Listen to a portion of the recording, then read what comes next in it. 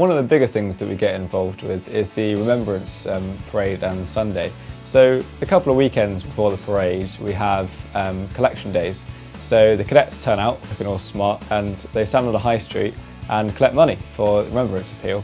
We are seen as ambassadors for young people because when we take on that role of the cadet, when we put on that uniform, we need to have good manners.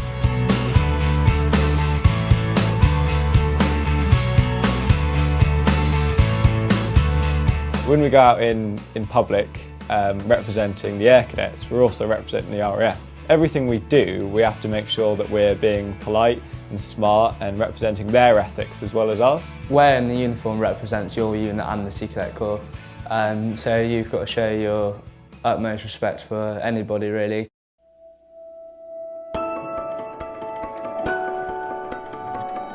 I first came to Glastonbury in '93 to live and had a sort of a drinks party for friends to meet people and found about Glastonbury in Bloom. Promptly said, well look, I'm happy to offer to help, which I did. Glastonbury in Bloom went from strength to strength and ended up winning some gold medals for South West in Bloom. On the back of that, I'd always had an interest in politics, so somebody said to me, well, would you stand for local council? And I said, yeah, all right.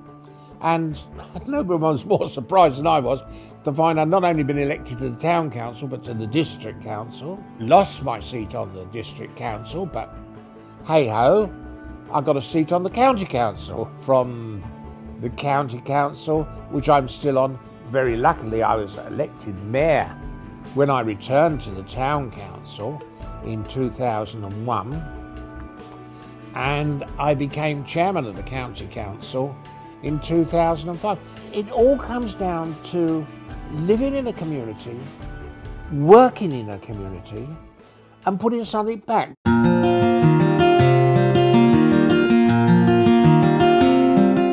I live in Wales. I've lived here for nearly almost 20 years, lived in Somerset for 32 years. I used to work all over the country in historic towns, but now I get really involved because I absolutely love Wales. It's got a lot going for it, and there are lots of opportunities to make it even better than it is. So I've got quite involved with the Civic Society. I'm the chair of the Civic Society, and the Neighbourhood Plan. I'm secretary of that, and a few other things ongoing. The first thing I would say about Chris is that she's got a huge amount of energy, and she's really driving this plan forward. The other thing I would say about her is that she's a great ambassador for Wells in terms of the visitor economy. She's constantly doing things which draw people into Wells. When I took over the chair of the Civic Society, I wanted really to get youngsters involved in the city and in the heritage. So we're doing quite a few projects with the schools, and last October we did the very first children's festival in Wells called Weird and Wonderful Wells, which was a huge success. We brought 2,500 people to Wells. We've got lots of festivals, lots of events, loads going on, but it's bringing that all together and actually putting it out there. We're in a global market now, and we really do have to make sure that we promote Wells and market Wells to keep up with the times.